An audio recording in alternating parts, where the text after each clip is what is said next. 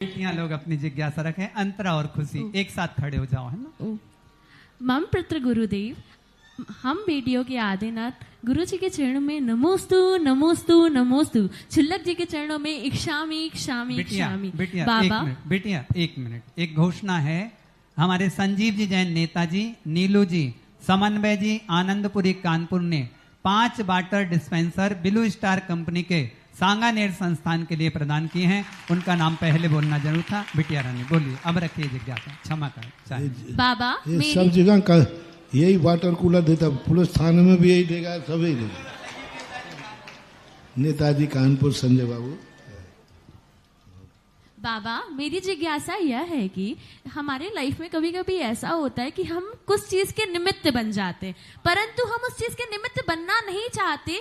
द्रव्य काल क्षेत्र हमें उस चीज का निमित्त बना देता है। क्या बाबा हमने पिछले जन्म में ऐसा कोई कर्म किया या हमने इस जन्म में ऐसा कोई कर्म किया जिस वजह से हमें यह फल हमें प्राप्त हो रहा है बाबा?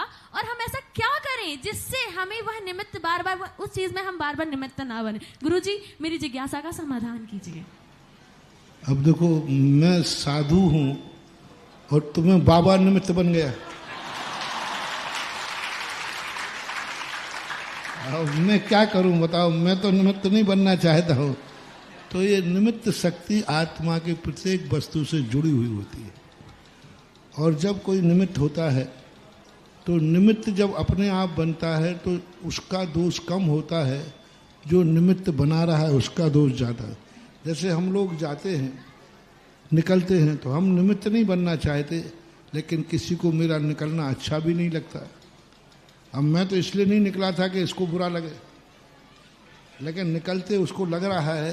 तो ये निमित्त जो स्थितियां हैं, ये अपने ही आधारित नहीं है, सामने वाले का पुण्य पाप है कि उसको महाराज को निमित्त भी बनाया तो गले में सांप डालने का निमित्त बन गया।